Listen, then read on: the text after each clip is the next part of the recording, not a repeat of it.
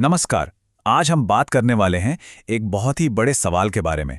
एक ऐसी समस्या जो हम सबको छूती है, भारत की पानी की समस्या। और हम ये समझने की कोशिश करेंगे कि क्या आर्टिफिशियल इंटेलिजेंस मतलब एआई इस गहरी चुनौती का कोई नया समाधान हो सकता है। चलिए इसे समझते हैं। तो देखिए, एक तरफ हमारे पास एआई जैसी एक बहुत ही पावरफुल टेक्नोलॉजी है और दूसरी तरफ है पानी का ये गहराता हुआ संकट। सवाल ये उठता है कि क्या ये टेक्नोलॉजी हमारी इस बड़ी मुश्किल में काम आ सकती है? क्या इन दोनों को जोड़कर कोई हल निकल सकता है? ओके, तो समाधान पर जाने से पहले ये समझना बहुत ज़रूरी है कि हम असल में कितनी बड़ी प्रॉब्लम की बात कर रहे हैं। ये सिर्फ कुछ गांवों या शहरों की बात नहीं है। ये एक राष्ट्रीय संकट है जिसका असर हम सब पर पड़ रहा है, किसी न किसी तरह से। जरा इस आंकड़े को देखिए, 70 करोड़। ये कोई छोटा मोटा नंबर नहीं है। यूनिसेफ का अनुमान है कि 2030 तक सिर्फ कुछ ही सालों में इतने लोगों को पानी की भयानक कमी की वजह से शायद अपना घर-बार छोड़ना पड़ सकता है। ये तो भारत की लगभग आधी आबादी है।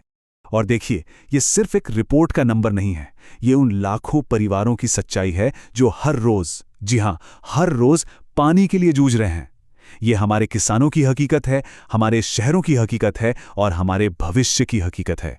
तो इतनी बड़ी समस्या के सामने एक उम्मीद की किरण दिख रही है, और वो है एआई। एक्सपर्ट्स का मानना है कि एआई एक सुपर टूल की तरह काम कर सकता है। एक ऐसा टूल जो हमें पानी को बेहतर तरीके से समझने और सबसे जरूरी उसे बचाने में मदद कर सकता है। तो सवाल ये है कि एआई असल में करेगा क्या? पानी कैसे बचाएगा? इसके कई तरीके हैं। जैसे खेती में एआई किसानों को एकदम सटीक बता सकता है कि फसल को कब और कितना पानी चाहिए।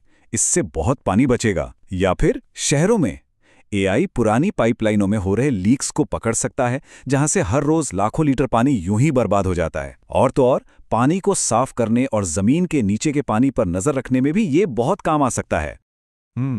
तो अगर एआई इतना कमाल का है, तो हम इसका इस्तेमाल अब तक बड़े पैमाने पर क्यों नहीं कर रहे हैं? और यहीं पर कहानी में एक मजेदार मोड़ आता है, क्योंकि असली चुनौती टेक्नोलॉजी है ही नहीं। इस प्रॉब्लम को भारत के डिजिटल इंफ्रास्ट्रक्चर के एक बड़े एक्सपर्ट सुजीतना ने बहुत अच्छे से समझाया है। वो कहते हैं कि असली कमी डेटा की है। हमारे पास पानी से जुड़ा डेटा ही नहीं है, और जो थोड़ा बहुत है भी वो अलग अलग सरकारी दफ्तरों में बंद पड़ा है, बिखरा हुआ है। कोई उसे आसानी से इस्तेमाल ही नहीं कर सकता। इसे ऐसे समझिए, मान लीजिए एआई एक सुपर फास्ट रेस कार है, एकदम पावरफुल इंजन। लेकिन गाड़ी चलेगी किससे? फ्यूल से, राइट? और इस केस में फ्यूल है डेटा। और प्रॉब्लम यह है कि हमारी टैंकी अभी बिल्कुल खाली है। बिना डेटा के दुनिया का सबसे अच्छा एआई भी बस एक जगह खड़ा रहेगा। तो फिर इसका हल क्या है? इसका जवाब शायद एक ऐसी टेक्नोलॉजी में छुपा है जिसे आज भारत में लगभग हर कोई इस्तेमाल करता है। चलिए देखते हैं कि ये सब आपस में जुड़ता कैसे है। जरा कुछ साल पीछे चलते हैं। याद है, किसी को पैसे भेजने होते थे तो क्या होता था? बैंक जाओ, लंबी लाइन में लगो, फॉर्म भरो। कितना झंझट था सब कुछ, है ना? और फिर आया यूपीआई और सब कुछ बदल गया। जो पेमेंट दिनों में होता था वो अब बस कुछ सेकंड्स में होने लगा। जो चीज सिर्फ बैंकों तक थी वो हर किसी के फोन में आ गई। और सबसे कमाल की बात, इस एक टेक्नोलॉजी ने इनोवेशन का मतलब नई नई चीजें बनाने का एक पूरा तूफान ला दिया। सैकड़ों नई ऐप्स और कंपनियां बन गई। पता है, यूपीआई जिस सिद्धांत पर काम करता है उसे कहते हैं डिजिटल पब्लिक इंफ्रास्ट्रक्चर या डीपीआई। आसान भाषा में समझें तो ये एक डिजिटल हाईवे जैसा है। सरकार ने एक शानदार हाईवे बना दिया और अब उस पर कोई भी अपनी गाड़ी मतलब अपनी ऐप या सर्विस दौड़ा सकता है। ये सबके लिए खुला है।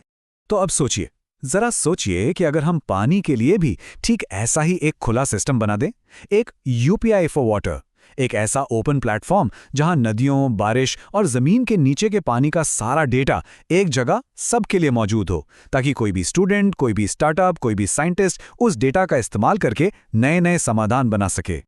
ये आइडिया सुनने में तो बहुत बड़ा और क्रांतिकारी लगता है, लेकिन सवाल ये है कि इसका हम सब पर, मतलब आम लोगों, छात्रों या बिजनेस पर असल में क्या असर होगा? फायदा तो हर किसी का होगा। स्टूडेंट्स को रिसर्च के लिए असली डेटा मिलेगा जिससे वो नई खोज कर पाएंगे। किसानों को अपने खेत के लिए एकदम सटीक सलाह मिलेगी। जो नए नए स्टार्टअप्स हैं वो तो इस डेटा पर पानी बचाने वाली कमाल की ऐप्स बना सकते हैं। और सरकार इन सब जानकारियों से देश के लिए और भी अच्छी पॉलिसीज बना सकेगी। ये एक पूरा का पूरा नया इकोसिस्टम बना देगा। तो ठीक है, आइडिया तो बहुत अच्छा है, लेकिन अब सवाल यह है कि इसे हकीकत में कैसे बदला जाए। यह जिम्मेदारी आखिर है किसकी? और यहाँ पे सुजीत नायक बहुत ही ज़रूरी बात कहते हैं। वो कहते हैं कि ये सोचना गलत है कि ये सिर्फ सरकार का काम है। असली समाधान तब निकलेगा जब हम इस प्रॉब्लम को सॉल्व करने की ताकत देश के आम लोगों, हमारे इनोवेटर्स और नागरिकों के हाथों में देंगे। तो चलिए इस बातचीत को एक सवाल के साथ खत्म करते हैं। एक सवाल हम सबके लिए कि अगर पानी से जुड़ा सारा डेटा आज यूपीआई की तरह ओपन हो जाए, सबके लिए अवेलेबल हो, तो इससे क्या नए समाधान बनाए जा सकते हैं? कौन सी नई ऐप्स बन सकती हैं जो देश के करोड़ों लोगों की मदद करें?